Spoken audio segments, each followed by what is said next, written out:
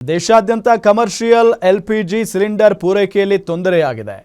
ಪ್ರಮುಖ ನಗರಗಳಾಗಿರುವಂಥ ಬೆಂಗಳೂರು, ಚೆನ್ನೈ, ಮುಂಬೈ ನಗರಗಳಲ್ಲಿ commercial LPG ಸಿಲಿಂಡರ್ಗಳ ಕೊರತೆಯಿಂದ ಹೋಟೆಲ್, ರೆಸ್ಟೋರೆಂಟ್ಗಳು ಬಂದ್ ಆಗ್ತಾ ಇವೆ. ಹೀಗಾಗಿ ಪರಿಹಾರವಾಗಿ ಕೇಂದ್ರ ಸರ್ಕಾರವು ಎಲ್ಪಿಜಿ ಸಿಲಿಂಡರ್ ಉತ್ಪಾದನೆ ಹೆಚ್ಚಿಸಲು ತೈಲ ಕಂಪನಿಗಳಿಗೆ ಆದೇಶ ನೀಡಲಾಗಿದೆ. 11ನೇ ದಿನಕ್ಕೆ ಕಾಲಿಟ್ಟ ಇರಾನ್ ಇಸ್ರೇಲ್ ಯುದ್ಧ. ಮಧ್ಯಪ್ರಾಚ್ಯ ಯುದ್ಧದಿಂದ ದೇಶದಲ್ಲಿ ಎಲ್ಪಿಜಿ ಕೊರತೆ. ಸಿಲಿಂಡರ್ ಉತ್ಪಾದನೆ ಹೆಚ್ಚಳಕ್ಕೆ ಕೇಂದ್ರದ ಆದೇಶ. ಇರಾನ್ ಮತ್ತು ಇಸ್ರೇಲ್ ಅಮೆರಿಕ ನಡುವಿನ ಯುದ್ಧ ಭಾರತದ ಮೇಲೆ ನೇರ ಪರಿಣಾಮ ಬೀರಿದ್ದು, ಒಂದೆಡೆ ಇಂಧನ ಪೂರೈಕೆಯಲ್ಲಿ ವ್ಯತ್ಯಯವಾದರೆ ಮತ್ತೊಂದೆಡೆ ಸಿಲಿಂಡರ್ ಬೆಲೆ ಏರಿಕೆಗೂ ಕಾರಣವಾಗಿದೆ. ಯುದ್ಧ ಆರಂಭವಾದ ದಿನದಿಂದಲೂ ಒಂದಲ್ಲ ಒಂದು ಎಫೆಕ್ಟ್ ಭಾರತದ ಮೇಲೆ ಬೀರುತ್ತಲೇ ಇದೆ. ಇದೀಗ ಭಾರತದಲ್ಲಿ ಎಲ್ಪಿಜಿ ಸಿಲಿಂಡರ್ ಕೊರತೆಯ ಬಗ್ಗೆ ಜನರು ಪ್ಯಾನಿಕ್ ಆಗಿದ್ದಾರೆ. ದೆಹಲಿ, ಯುಪಿ, ಬೆಂಗಳೂರು ಸೇರಿದಂತೆ ದೇಶದೆಲ್ಲೆಡೆ ಎಲ್ಪಿಜಿ ಸಿಲಿಂಡರ್ಗಾಗಿ ಭಾರಿ ಡಿಮ್ಯಾಂಡ್ ಬಂದಿದೆ. ಎಲ್ಪಿಜಿ ಸಿಲಿಂಡರ್ ಅನ್ನ ಗ್ಯಾಸ್ ಏಜೆನ್ಸಿಗಳಿಂದ ಪಡೆಯಲು ಜನರು ಮುಗಿಬಿದ್ದಿದ್ದಾರೆ. ಗಲ್ಫ್ ರಾಷ್ಟ್ರಗಳಿಂದ ಭಾರತಕ್ಕೆ ಎಲ್ಪಿಜಿ ಸಿಲಿಂಡರ್ ಪೂರೈಕೆಯಲ್ಲಿ ವ್ಯತ್ಯಯವಾಗಿದೆ. ಹೀಗಾಗಿ ಜನರು ಪ್ಯಾನಿಕ್ ಆಗಿ ಸಿಲಿಂಡರ್ ಖರೀದಿಗೆ ಗ್ಯಾಸ್ ಏಜೆನ್ಸಿಗಳ ಹೊರಗೆ ಖಾಲಿ ಸಿಲಿಂಡರ್ ಇಟ್ಕೊಂಡು ಗ್ಯಾಸ್ಗಾಗಿ ಮುಗಿಬಿದ್ದಿದ್ದಾರೆ. ಹೀಗಾಗಿ ಕೇಂದ್ರ ಸರ್ಕಾರವು ದೇಶದ ಎಲ್ಲಾ ತೈಲ ರಿಫೈನರಿಗಳು ಹೆಚ್ಚಿನ ಪ್ರಮಾಣದಲ್ಲಿ ಎಲ್ಪಿಜಿ ಉತ್ಪಾದನೆ ಮಾಡಲು ಆದೇಶ ನೀಡಿದೆ. ಇನ್ನು ಎಲ್ಪಿಜಿ ಸಿಲಿಂಡರ್ ಇಂಟರ್ ಬುಕ್ಕಿಂಗ್ ಅನ್ನ 21 ದಿನದಿಂದ 25 ದಿನಕ್ಕೆ ಏರಿಸಲಾಗಿದೆ.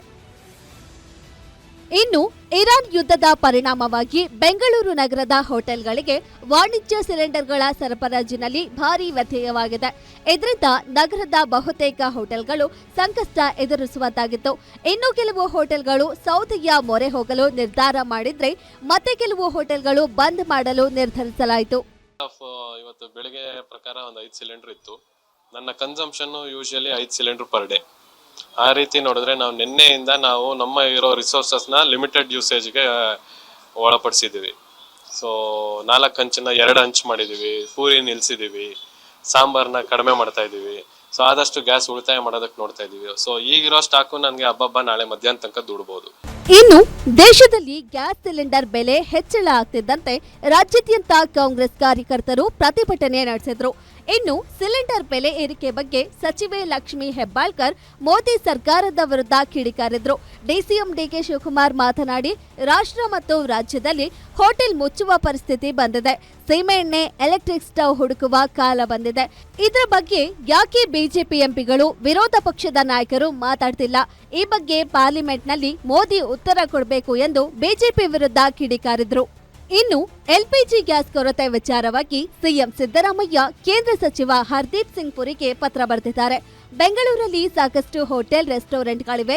ವಾಣಿಜ್ಯ ಗ್ಯಾಸ್ ಕೊರತೆ ಉಂಟಾಗಿದೆ. ಹೀಗಾಗಿ ಸಾಕಷ್ಟು ಹೋಟೆಲ್ಗಳಿಗೆ ಬೀಗ ಬಿದ್ದಿದೆ. ಕೂಡಲೇ ಕೇಂದ್ರ ಸರ್ಕಾರ ಮಧ್ಯಸ್ಥಿಕೆ ವಹಿಸಿ ಗ್ಯಾಸ್ ಲಭಿಸುವಂತೆ ಮಾಡಬೇಕು ಎಂದು ಸಿಎಂ ಮನವಿ ಮಾಡಿದ್ದಾರೆ. ಇನ್ನು ಬಿಜೆಪಿ ಸಂಸದ ತೇಜಸ್ವಿ ಸೂರ್ಯ ಕೂಡ ಕೇಂದ್ರ ಸಚಿವರಿಗೆ ಪತ್ರ ಬರೆದು ಸಮಸ್ಯೆ ನಿವಾರಿಸುವಂತೆ ಮನವಿ ಮಾಡಿದ್ರು. ಪಾರ್ಲಿಮೆಂಟ್ ಅಲ್ಲಿ ಸರ್ಕಾರ ಇದನ್ನು ಚರ್ಚೆ ಮಾಡಬೇಕು. ಇವತ್ತರೆಗೂ ಚರ್ಚೆ ಮಾಡೋಕ್ಕೆ ಅವಕಾಶ ಕೊಡ್ತಾ ಇಲ್ಲ. ಅದಕ್ಕೆ ನಮ್ಮ ಎಲ್ಲ ಎಂಪಿಗಳು, ಇಂಡಿಯಾ ಒಕ್ಕೂಟದ ಎಂಪಿಗಳೆಲ್ಲ ನಿನ್ನೆಲ್ಲ ಪ್ರತಿಭಟನೆ ಮಾಡಿದ್ದಾರೆ. ಯಾಕೆ ಅವ್ರಿಗೆ ಭಯ? ನಿಮ್ಮ ಫಾರಿನ್ ಪಾಲಿಸಿ ಇವತ್ತಿಂದಲ್ಲ ನಾವು ಇರಾನ್ ಜೊತೆ ಸಂಬಂಧ, ನಮಗೆ ಸ್ಟಾಕ್ ಇಲ್ಲ. ಈಗಾಗಲೇ ಡೀಸೆಲ್ ಬೆಲೆ ನಿನ್ನೆನೇ ಹೆಣ್ಮಕ್ಳು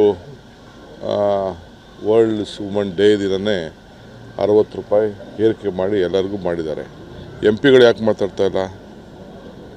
ಎಂಪಿಗಳು ಒಬ್ಬರು ಮಾತಾಡ್ತಾ ಇಲ್ಲ. ಈ ಗ್ಯಾಸ್ ಬೆಲೆದೂ, ಗ್ಯಾಸ್ ತೊಂದರೆ ಆಗಿರೋದು ಈಗ ಎಲ್ಲ ಸ್ಟ್ರೈಕ್ ಮಾಡ್ತಾರಲ್ಲ, ಎಂಪಿಗಳು ಅದ್ರ ಬಗ್ಗೆ ಮಾತಾಡಲಿ. ಎಲ್ಲದಕ್ಕೂ ಧ್ವನಿ ಎತ್ತಾರೆ, ಬಹಳ ವಿಚಿತ್ರವಾಗಿ ಧ್ವನಿ ಎತ್ತಾರೆ, ಎಲ್ಲ ಮಾತಾಡ್ತೀನಿ. ಒಟ್ಟಾರೆ ಇರಾನ್ ಅಮೆರಿಕದ ಯುದ್ಧದ ಕಾರಣದಿಂದಾಗಿ ವಾಣಿಜ್ಯ ಎಲ್ಪಿಜಿ ಸಿಲಿಂಡರ್ ಕೊರತೆ ಉಂಟಾಗಿದೆ. ಹೀಗಾಗಿ ಬೆಂಗಳೂರಿನ ಹೋಟೆಲ್ಗಳು ಬಂದ್ ಆಗಬಹುದು ಎಂದು ಹೋಟೆಲ್ ಅಸೋಸಿಯೇಷನ್ ತಿಳಿಸಿದೆ. ಹೀಗಾಗಿ ಬೆಂಗಳೂರಿನಲ್ಲಿ ಹೋಟೆಲ್ ಮೇಲೆ ಅವಲಂಬಿತವಾಗಿರುವ ವಿದ್ಯಾರ್ಥಿಗಳು, ವೈದ್ಯರು, ಜನಸಾಮಾನ್ಯರಿಗೆ ತೊಂದರೆಯಾಗಬಹುದು. News desk, guarantee news, Bengaluru.